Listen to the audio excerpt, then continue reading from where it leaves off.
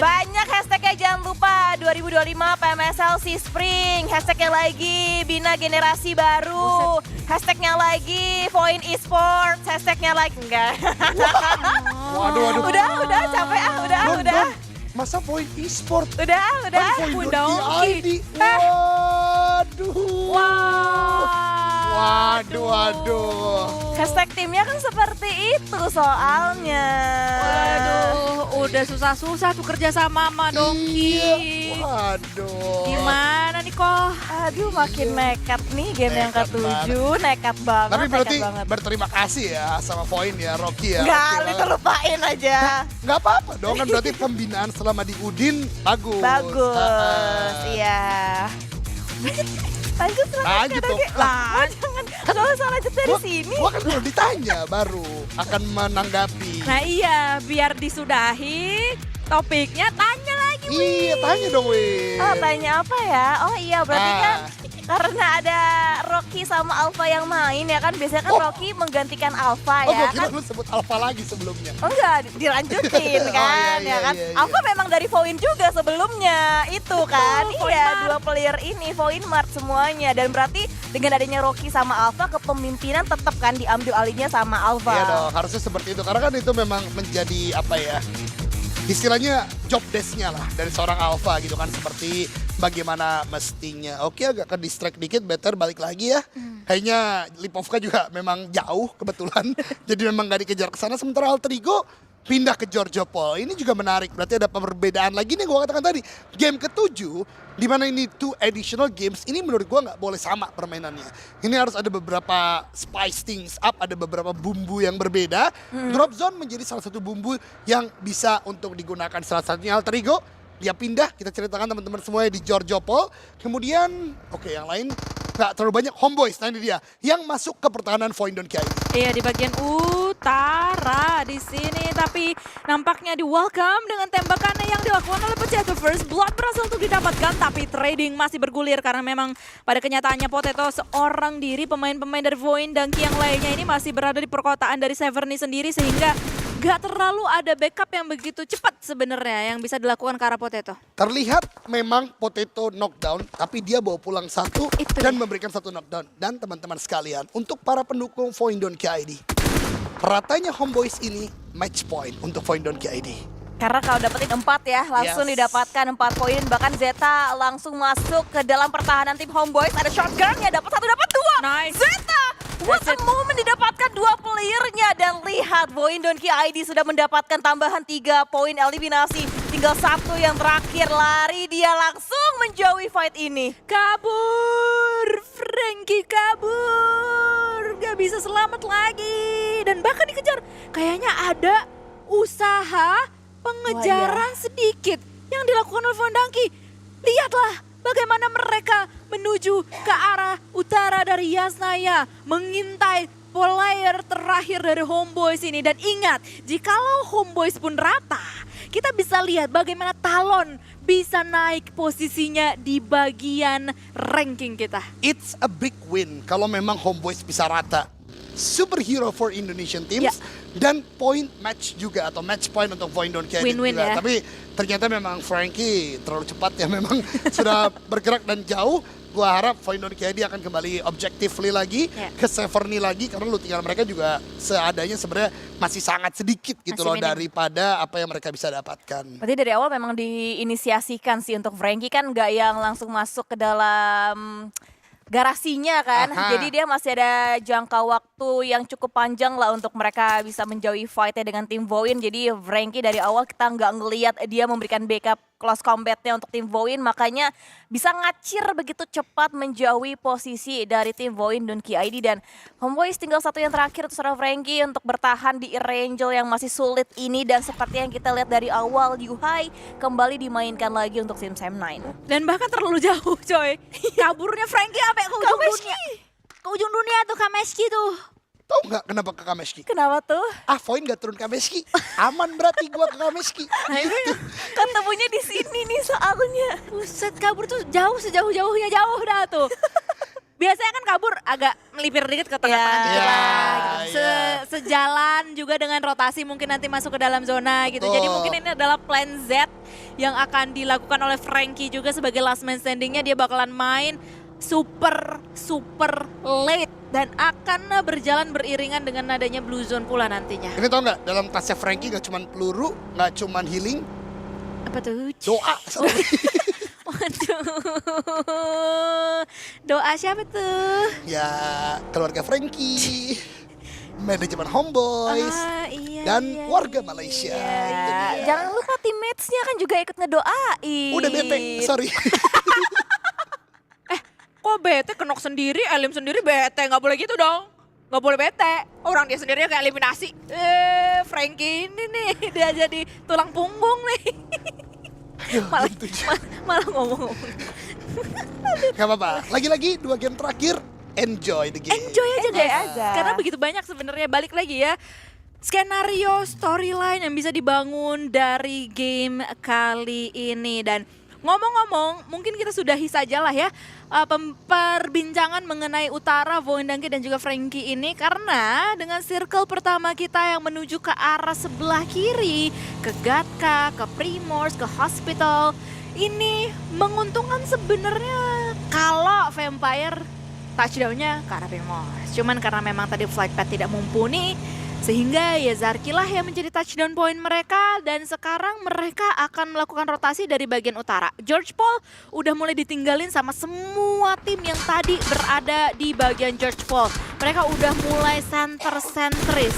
Talon, IE, bahkan di Xavier pun juga sudah mulai berada di bagian tengah-tengah.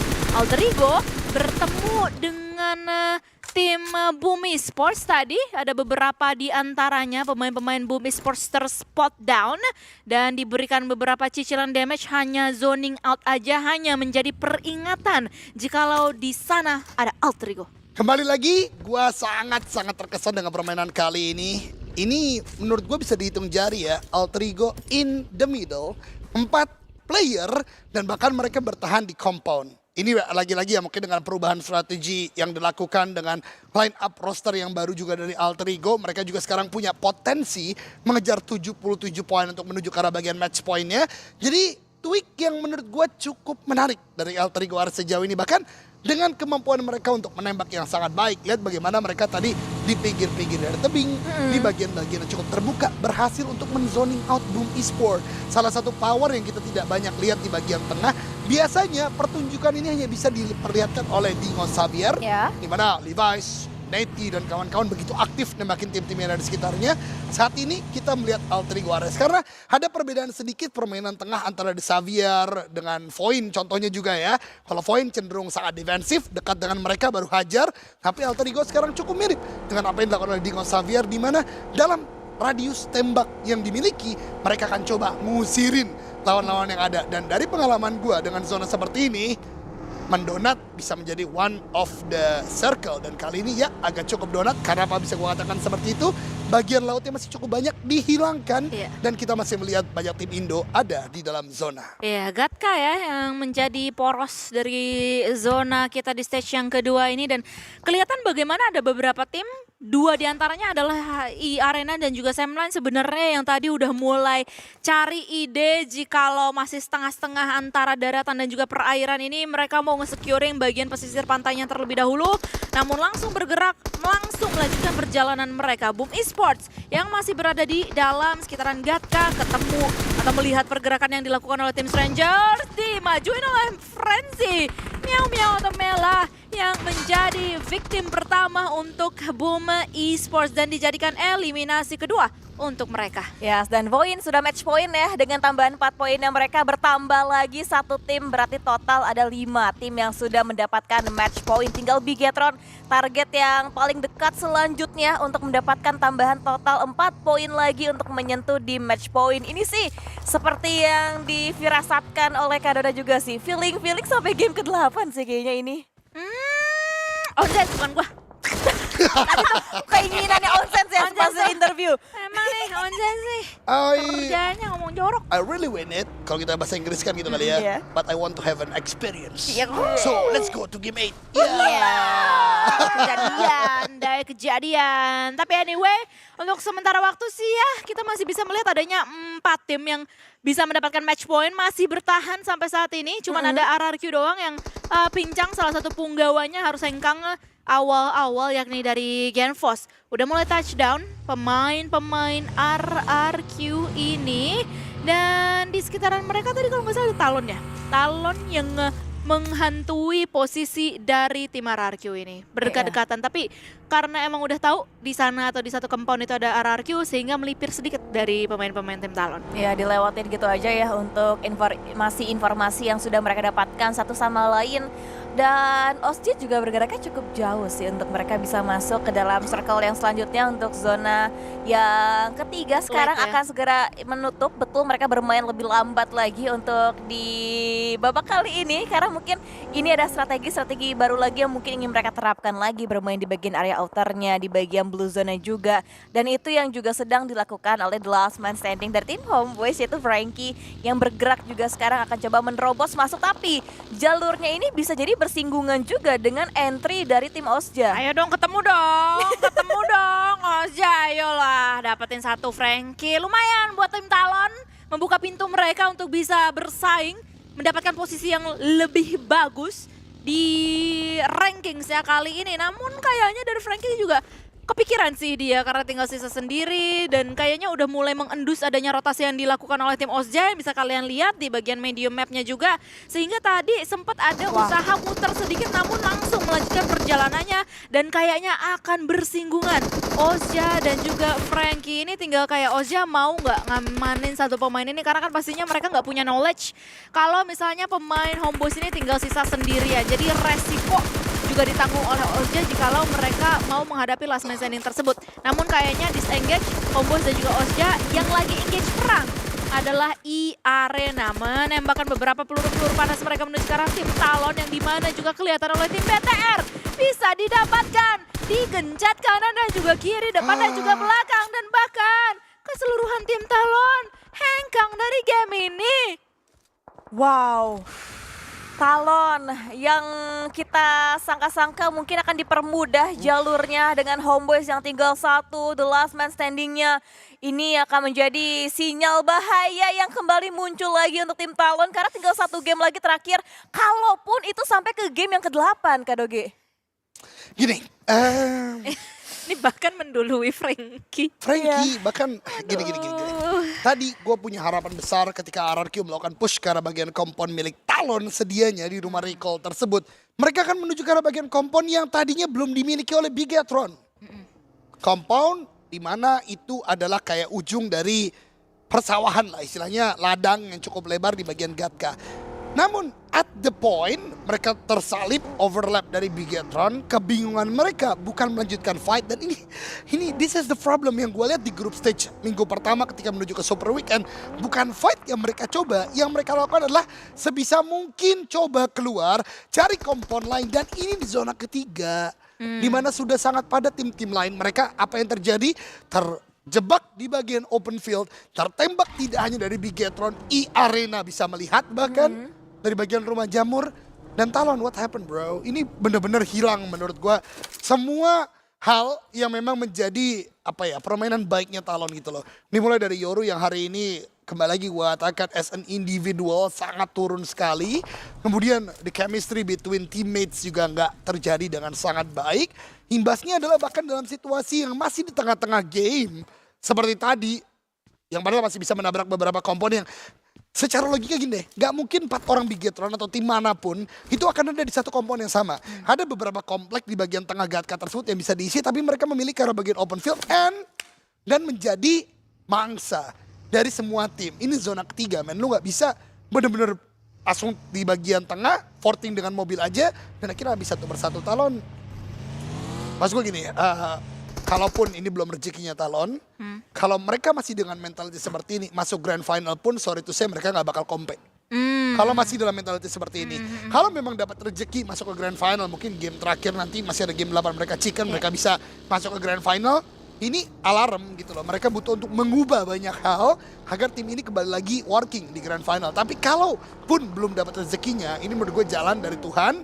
Bahwasanya memang dengan kapasitas seperti ini, mereka belum pantas main di grand final Spring 2025. Kayak tertampar realita Iya, sih itu ya. dia benar. Seluruh pemain dan juga mungkin tubuh organisasi dari tim Talon, dan bahkan ini sebenarnya yang harusnya kita harapkan terjadi sebelum Talon keluar. Homeboys last man standing-nya udah tereliminasi, cuman ya apa daya, sekali lagi nasi sudah menjadi bubur. Jadi kita harus melanjutkan perjalanan dengan 14 tim yang masih tersisa. RRQ salah satunya, yang dimana kelihatan tadi terspot salah satu punggawa dari RRQ masih dalam keadaan knockdown dan hanya meninggalkan 2 pemain saja untuk RRQ. Posibilitas game 8 ini sekarang begitu tinggi, bahkan di atas 70%. Iya. Karena RRQ, Vampire, dan juga berarti Xavier masih dalam situasi yang tidak terlalu baik, yaitu di bagian luar zona. Osja pun kalau zonanya shifting ke arah bagian kiri, big problem untuk mereka semua. Tapi kalau ke arah bagian kanan, persentase tadi bisa langsung terreduce begitu besar karena 4 orang punya compound dan didukung oleh zona. Jadi kita lihat zona 5 akan menjadi jawaban di game ke-7 kali ini. Well, sebenarnya walaupun Vampire sendiri udah rotasi menuju ke arah bagian utara ya. Jadi ini adalah satu-satunya tim yang udah punya match point yang bisa nge-secure place, nge-secure spot at least gitu di stage yang kali ini. Benar-benar. Sementara waktu RRQ dan juga The Xavier ini bisa aja chance mereka untuk ketemu satu sama lain karena mereka berada di bagian luarnya ini di dalam satu garis yang sama, which is di bagian selatan. Sehingga ya harus gontok-gontokan terlebih dahulu, elim-eliman terlebih dahulu. Jadi main satu lagi deh kontender kita untuk bisa mendapatkan WWCD. Jadi menurut gua ketika RRQ dan juga The Xavier ketemu, it's all on Vampire sih. Yeah. Tinggal Vampire. Tinggal bagaimana nanti hasilnya yang dimiliki dari masing-masing tim yang sudah di-mention sedari awal juga. Dan Alter Ego yang kita bahas tinggal 7 poin lagi untuk match point yang mereka sekarang diganggu juga oleh tim Semna. Dan Mika dibahasnya langsung keadaannya oleh seorang Hans For You dan juga Rocky May yang kali ini berhasil bisa membalikan keadaannya mereka. Tapi ingat masih ada Yuhai yang bertahan sebagai the last man standing di dalam satu area compound rumah jamur kali ini. Dari seorang Hans For You dia masih butuh waktu juga untuk melakukan healing terlebih dahulu, dan nyawa dari Alter Ego di tangan Hans For You masuk dia dan cross combat terjadi, tapi melihat di bagian sisi yang salah dan akhirnya Yuhai yang berhasil memenangkan fight-nya atas tim Alter Ego. 3 poin lagi yang dibutuhkan untuk tim Alter Ego. Pertama, itu perang yang memang dibutuhkan. Yang kedua memang koordinasi yang akhirnya gagal. Jadi menurut gua itu kembali ke mikro ya game tadi ya. Karena keduanya masuk di titik yang sama. Namun balik lagi pengecekan Hans, sayang banget ya. Itu mungkin balik lagi kalau misalnya kita bisa ngebahas tentang fatigue dari seorang player. Game ke-7 baru saja mendapatkan kemenangan yang sangat mengangkat mereka. Gua rasa itu part of lah dari permainan Alter Ego. Berarti Alter Ego bisa kita katakan gak mungkin menjadi tim pertama atau hashtag pertama di minggu kali ini. Karena kalau berikutnya pun mendapatkan chicken dan melebihi 7-7 tidak akan menjadi nomor 1. Bahkan di game ini pun masih ada kesempatan yang besar untuk Osja karena ternyata shiftingnya ke arah bagian kanan. Kalau tadi gue katakan kurang dari 70% Osja bisa mendapatkan sebuah hashtag pertama di minggu kedua. Sekarang bahkan bisa lebih tinggi karena sekarang mereka benar-benar didukung oleh zona. Tinggal gimana kuat-kuatan defensif aja untuk tim Osja sendiri. Dan ini juga, aduh gua baru mau ngomongin soal The Xavier. Ini juga tinggal bagaimana cerita The Xavier dan juga RRQ sih. Mereka sekarang saling menjauhi satu sama lain, namun dalam pergerakannya, dalam perjalanannya The Xavier min 1 karena kelihatan oleh tim BTR. Tapi mereka tiba-tiba saja datang ke kandang tim Todak, di welcome dengan beberapa tembakan dan bahkan hanya dengan sekedip mata saja, sekejap saja mereka diratakan. Wah, itu nggak heran sih kalau tadi kita lihat di awal-awal mukanya udah pada lesu semua, letih semuanya. Bahkan sekarang diakhiri lagi perjalanan dari tim The Xavier. Dan akankah diakhiri perjalanannya Boom juga oleh tim Bigetron, dan langsung Boom Esports diratakan oleh Bigetron yang sekarang sudah mencapai match pointnya mereka. Dan RRQ akan coba berjuang dan akhirnya RRQ rata. RRQ dipulangkan oleh tim Flash. Ini skenario apa yang terus-terusan terjadi, Kak Doge? Boy, oh boy. Wah, Balik lagi tinggal 2, Osja dan juga Vampire. Dua-duanya di bagian utara, Jan. Oke, let's be honest. Ini bukan lagi tentang strategi ya. Karena Iya. kalau kita berbicara strategi mungkin masih bisa turun di bagian tengah, set up smoke, main di bagian ladang atau bagaimana, ya ada Yadi, masih banyak pemilihan yang bisa. Tapi melanjutkan yang dikatakan Windy, Xavier yang tadi tertangkap kamera secara wajah mereka udah begitu lesu. Ini menandakan memang Vatic levelnya udah nggak main-main. Iya. Fokus 6 game ditambah 7, bahkan posibilitas menuju ke arah bagian 8. Mereka seperti mengatakan, ini game yang udah gak mungkin bagi gua. Let's end it fast. Mari kita akhiri dengan cepat dan gua mendapatkan rehat beberapa waktu. Kalau memang ada game ke-8, ini mungkin bisa gua maksimalkan. Gua rasa itu menjadi beberapa poin yang bisa menjadi pemikiran atau buah pemikiran para player. Walaupun professionally mungkin agak turun ya. Tapi kita berpikir sebagai manusia, lu main klasik 6 game aja capek bro. Iya, iya. Ini PMSL level. Ini dimana lu berpikir setiap waktu. Apalagi level logika lu akan naik lagi seiring dengan zona bergerak. Maka daripadanya tabrakan dari Xavier tadi, tabrakan dari RRQ tadi, buat gua pribadi ya, itu bukan bisa gua salahin 100%. Iya, Kayak iya. memang let's take the gamble gitu loh, gua akan lakukan fight secara langsung. If we win, we win. If we lose, ya we got a time for rest gitu loh. Dan mungkin kayak throw one game for a greater For a good. greater good, ya. Untuk di game yang terakhir ini Vampire. Oh my god, mereka masuk dari bagian utara. Dipretelin dua punggawa mereka. Onzen dan juga Swaps masih bisa bertahan, namun Voindanki udah mengetahui posisi dari dua pemain Vampire ini yang berada di pojokan zona banget. Sehingga step by step harus dilakukan oleh Vampire dan kita akan ngelihat zona selanjutnya yang keluar menjauhi Vampire. Sehingga mau nggak mau mereka harus bergerak, mereka harus kayaknya menyerahkan posisi mereka menuju ke arah Voindanki. Dan gak cuman Vampire aja, tapi Ozja, TH punya compound pun juga keluar dari zona kita di station ke-6 ini. Well. Selepas ini tidak lagi 4, tidak lagi 5, tapi kita punya 6, bahkan Flash kalaupun perform bisa jadi ada 6 tim di ambang match point. Untuk di match point mereka tambah lagi kontender barunya ya. Ini makin berat lagi untuk 3 tim awal sih sebenarnya. Ada Xavier, Vampire, Ozja ini yang punya persentasenya besar banget untuk mengakhiri match ini dan juga finish di peringkat yang pertama. Tapi apalah daya, begitu banyak pressure yang juga diberikan ternyata oleh tim-tim yang cukup melawan. Untuk mereka juga ingin mendapatkan placement tertinggi di peringkat yang pertama dan juga dengan league rank point yang tingginya. Dan Onsen lihat nggak ada smoke sama sekali, obstacle juga terbatas dan ada tappingan damage yang masuk. Dan akhirnya ini dia DMR yang dimention sama Eldoge dipegang Vaxi, langsung on point semua pelurunya. Bye-bye Vampire. Dan sekali lagi, hanya akan ada Ozja TH saja yang mempunyai kesempatan untuk mengakhiri fight, mengakhiri game pada match yang ke-13 di hari yang kedua ini. Namun masalahnya Voindanki udah bisa ngedownload informasi mengenai posisi Ozja TH. Dan ditungguin, gak cuman Voin aja, Todak pun juga demikian. Jadi jikalau Ozja TH mau melanjutkan pergerakan mereka masuk menuju ke arah dalam zona, kanan mereka ada Voin, kiri mereka ada tim Todak yang mempunyai defensive area yang begitu kuatnya. Itu yang tadi dimention, dan kalau kita bahas lagi ya, ini fightnya akan semakin lebih intens lagi yang terjadi.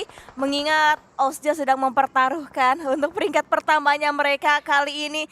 Semuanya pasti lelah, semuanya pasti letih, tapi semuanya juga berjuang kali ini. Seperti halnya Bigetron, Voindanki ID yang juga masih ada di game kali ini. Dan kita pantau lagi dari bagian area sisi rooftopnya, kali ini dipegang dari seorang Tiger X yang coba untuk mengoleksi informasi semaksimal mungkin untuk tim-tim yang masih berada di depan sana. Dan banyak sekali tim-tim yang tersisa dan smoke sudah dibangun. Ada jembatan yang coba dibangun juga dari tim Ozja kali ini. Dan smoke-nya rapi sekali tapi langsung disambut dengan hangat. Utility-nya Vaxi on point, mendapatkan posisi seorang Richard tapi dibalaskan. Tapi lihat, di follow up juga dengan tembakan AUG dari seorang Reizak. 2 playernya down, tinggal 2 yang terakhir. Voin harapan terakhir untuk menghentikan Ozja biar nanti game ini akan berlanjut lagi ke game yang ke-8. Tapi ingat Ozja, masih ada 2 dan Chopper kayaknya akan coba buying time lagi untuk bisa mendapatkan revive-nya ke satu player yang ter-takedown. Tapi zona juga semakin membuat mereka semakin terpressure lagi dan akan semakin meminimalisir lagi ruang gerak yang dimiliki dari tim Ozja. Ya, selagi diusahakan revive menuju ke arah Z-Bull, akan ada beberapa backup yang dilayangkan oleh pemain yang lainnya. Gewi yang berada di bagian belakang sana dari Ozja, dan kali ini karena Void dan Ki pun juga mendapatkan beberapa pressuring dari tim yang lainnya, sehingga Void dan Ki nggak bisa untuk 100% fokus menuju ke arah tim Ozja. Tapi masih ada Zeta di sana yang diam-diam merayap dia, tapi ada trading yang terus bergulir antara mereka semuanya. Ozja tiba-tiba saja hanya meninggalkan last man standing mereka saja, Z-Bull. Tinggal sisa sendirian seperti Hachi sebatang kara, tapi masalahnya Arena udah mulai memborbardir. Beberapa granat dilontarkan menuju ke arah Void dan Ki. Razak tumbang di tangan Joker dan Vexi terkena damage dari granat yang begitu on point-nya, dan Void dan Ki harus keluar di posisi yang ke-7 meninggalkan Ozja TH yang bisa untuk nge-revive menuju ke arah Chopper. Ya, Steel Chopper dan juga Z-Bull yang tersisa untuk 2 punggawa terakhir dari tim Ozja. Tapi lihat Arena sih juga mereka timingnya tepat ya, di waktu yang tepat bisa mendapatkan clearingnya untuk tim dari Void dan Ki ID, didapatkan poin eliminasinya mereka juga. Dan sekarang kayaknya yang menggantikan posisinya Void adalah Arena yang coba menghentikan langkah kaki dari tim Ozja. Mereka tahu tadi Void fokus banget untuk fight ke bagian sisi sebelah kirinya, yang menandakan masih ada lawan lagi yang harus mereka lewatin, dan hanya bisa coba untuk merangkak lagi lebih dalam lagi masuk ke dalam area zonanya. Kokangan granat pun dikirimkan dari seorang Z-Bull dan granatnya masih belum bisa mendapatkan knockdown, tapi Z-Bullnya terpick off, didapatkan juga angle-nya oleh seorang Dimzy kali ini. The last man standing yang terakhir kali ini untuk seorang Chopper. Coba untuk bisa maju lagi, dia kayak terbatas banget, udah nggak punya utility lagi, udah nggak ada smoke-nya lagi juga. Tapi nampaknya Arena memilih untuk terjun masuk ke dalam kandang dari tim Flash yang tinggal hanya 2, dan bahkan yang terakhir diratakan juga oleh seorang Joker. Oh my god, retake yang begitu perfect, almost perfect maksud gua, yang dilakukan oleh Arena. Mereka kayak nyuekin pemain-pemain dari Ozja TH sendiri, lebih memilih untuk retake. Tapi pastinya masih ada tim Bigetron yang kayaknya mau menginvasi posisi dari Arena dan mau nge-punish pemain-pemain dari Arena tersebut. Satar berhasil untuk mendapatkan seorang Tiger X, dan bahkan NC2 pun juga tumbang, hanya meninggalkan last man standing saja dari tim Arena. Dan begitu komitnya 100%, pemain-pemain dari BTR ini akan coba untuk mencari last man standing. Joker gak bisa kemana-mana, dan ternyata Ozja TH Chopper lah yang bisa mendapatkan last man standing tersebut. Wow, Chopper masih masuk ke dalam top 4, tapi tidak untuk waktu yang lama karena gamenya akan berlanjut lagi untuk di game yang ke-8 dengan Chopper yang dipulangkan langsung dieliminasi. Oh my god. Dan kali ini kita akan melihat adanya fight antara 3 tim yang tersisa. Todak dengan 3 punggawa, mereka pun juga demikian dengan Salcom GG Alliance. Karena Jimmy masih dalam keadaan knockdown, Keluk akan menjadi garda terdepan untuk bisa mengobrak-abrik pertahanan yang dimiliki oleh Todak. 1 granat investasi yang begitu matangnya dilontarkan menuju ke arah dalam sana atau depan sana, memberikan splash damage cukup signifikan, dan akan ada tiki-taka movement yang akan dilakukan oleh Leon DZ beserta juga dengan rekannya Keluk yang sudah berada di depan sana. Tapi masalahnya kelihatan terspot down oleh pemain-pemain dari tim BTR. 1 pemain tumbang dari Salcom GG Alliance. Keluk menjadi garda terdepan frontliner untuk tim Salcom GG Alliance. Kespot juga digencet oleh 2 pemain sekaligus dari tim Todak. Keluk low HP, tapi dia masih bisa untuk mendapatkan 1 lockdown. Tapi masih tradingnya bergulir antara mereka berdua. Tapi pada akhirnya tim Todak harus dikalahkan, harus dibuat tunduk di hadapan Salcom GG Alliance. Wow, tersisa Bigetron dan juga Salcom GG Alliance gak dikasih waktu reset